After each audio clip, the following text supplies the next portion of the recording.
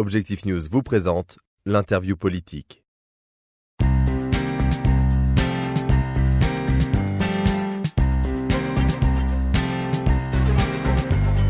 Bonsoir et bienvenue dans l'interview politique d'Objectif News, Objectif 2012 sur objectifnews.com, objectifnews.tv.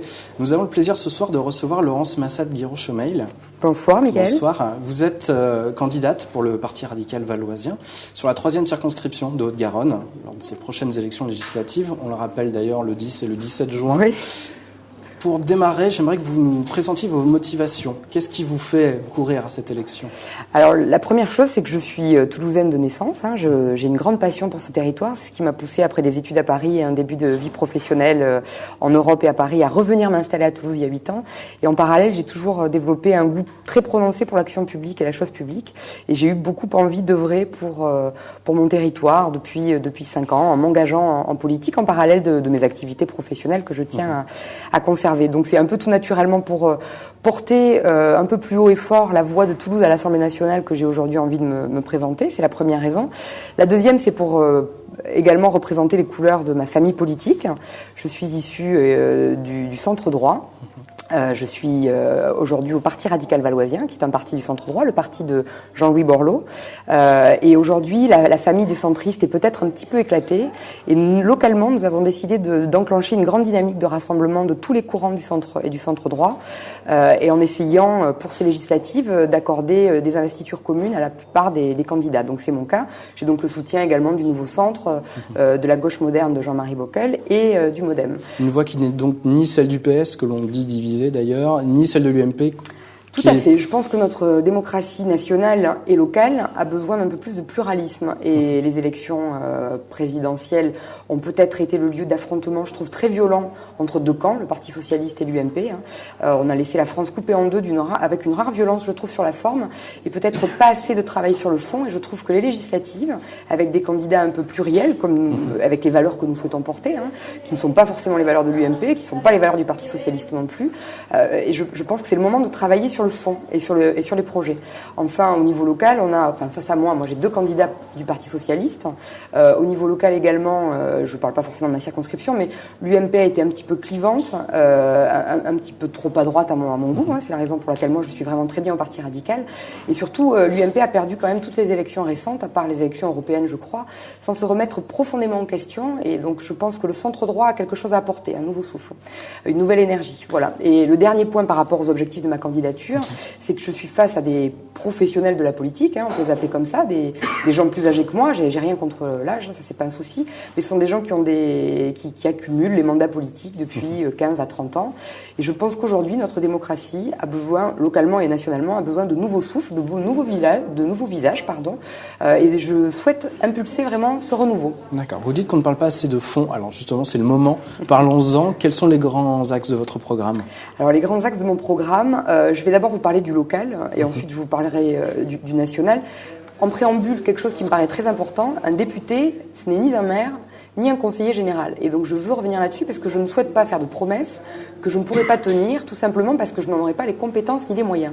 Si un député peut et doit travailler de façon en concertation permanente et en lien permanent avec les élus locaux, les collectivités locales qui ont les compétences territoriales et les citoyens, en aucun cas, il ne peut résoudre à lui seul les problèmes des bouchons, des transports en commun, de l'urbanisme. Donc ça, au niveau local, il ne faut pas promettre n'importe quoi.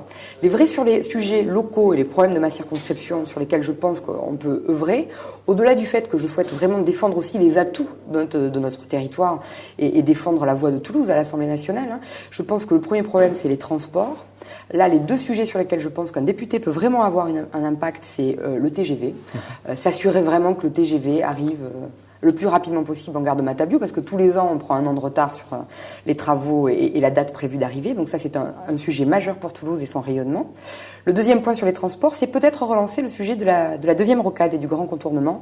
Le périphérique est saturé tous les jours, 45 minutes pour aller de chez moi à Blagnac, c'est-à-dire de la côte pavée jusqu'à Blagnac où je travaille, 45 minutes voire 1 heure, ce n'est plus possible. Et je pense que sans dogmatisme, sans idéologie, il faut réétudier cette question en envisageant peut-être des nouveaux financements, des partenariats publics-privés, des financements par des fonds européens, parce que l'État n'aura pas forcément l'argent de tout financer. Le deuxième point qui me semble essentiel après les transports, c'est la compétitivité, la croissance et les emplois.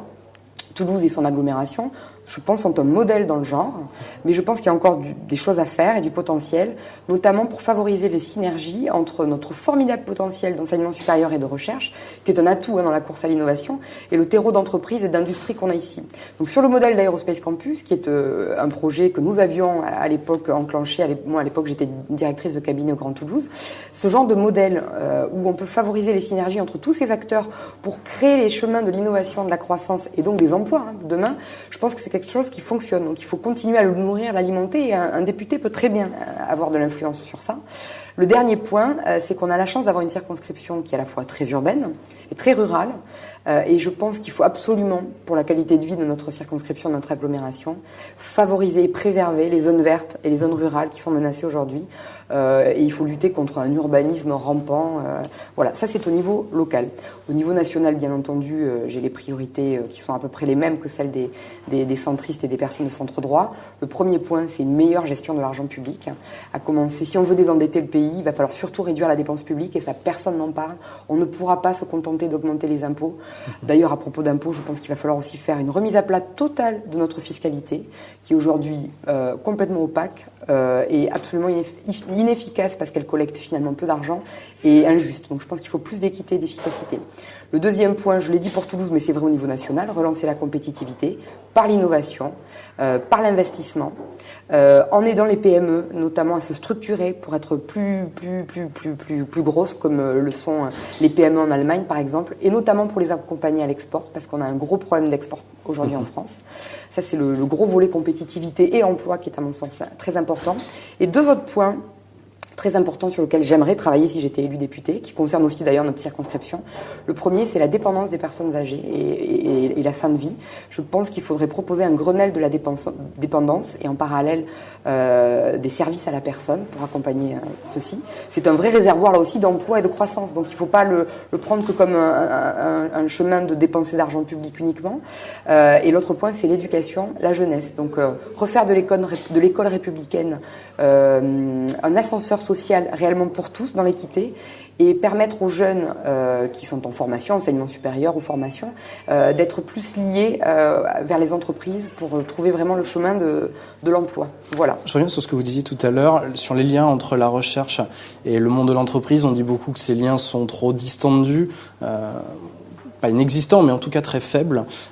Quelles sont selon vous les pistes d'amélioration? Que peut-on faire? Les réunir dans un même site, c'est une chose. Oui. Ça ne veut pas dire forcément qu'elles travailleront ensemble, ces deux composantes. Alors, je pense que le rôle de l'action publique, c'est pas forcément d'imposer, mais c'est de créer les conditions pour que les rencontres se créent et les choses se passent, si vous voulez. L'effet campus qu'on avait initié à l'époque au Grand Toulouse, c'est quelque chose qui est très positif. Ça pousse les gens tout bêtement à aller à la cafétéria ensemble, à avoir des salles de réunion communes, et ça leur permet de se réunir plus facilement. Je pense que de façon générale, créer les conditions des synergies, les pôles de compétitivité qui avaient été lancés à l'époque sous Raffarin étaient quelque chose de très très positif, qui ont porté leurs fruits. Je pense qu'il faut juste approfondir cette dynamique.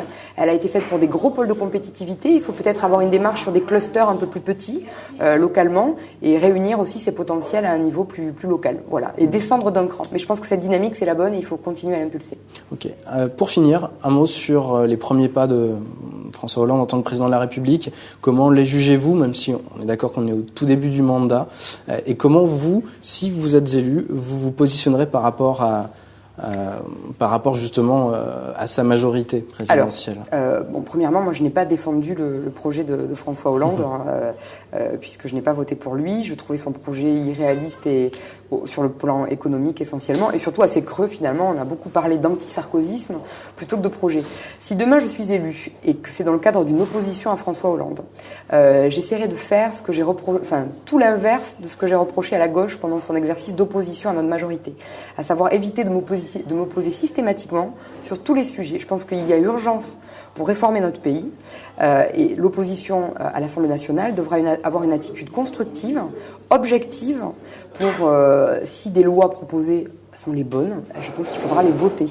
Donc moi, je souhaite conserver cette objectivité, cette liberté de ton, et je ne vais pas m'opposer systématiquement à tout ce qui sera décidé, juste par principe, comme ça a été beaucoup trop fait par le passé. François Hollande, pour l'instant, je pense qu'il est cohérent avec ce qu'il avait dit. Il avait dit qu'il ferait tout l'inverse de Nicolas Sarkozy, donc il le fait. Et surtout, je crois aujourd'hui que le bon point que je vois, c'est que dans la nomination de son gouvernement, il a osé mettre des têtes nouvelles, des gens jeunes, qu'on n'a pas l'habitude d'entendre. Donc je trouve que c'est bien de couper avec les traditions, de mettre toujours les mêmes têtes. Donc ça, c'est quelque chose qui donne peut-être un nouveau souffle. Moi, je trouve ça positif. Après, j'aurais aimé un gouvernement beaucoup plus resserré. 35 ou 34 ministres de plein exercice, je pense que c'est beaucoup trop. Et donc, je pense qu'il aurait fallu, au-delà des mesures symboliques, de rabaisser les salaires des ministres, qui sont effectivement très symboliques, mais qui n'ont pas, à mon avis, de réelle portée économique. Il aurait fallu réduire le nombre de ministères. Après, je jugerai sur les actes. Et pour l'instant, après 2 semaines, je n'ai pas encore grand-chose à me mettre sous la dent. Voilà. Laurence Massat-Guirochomel, merci. Merci à vous. Je rappelle que vous êtes candidate pour le Parti radical valoisien, sur la 3e circonscription de Haute-Garonne. Tout à fait. Au revoir. Merci. Au revoir.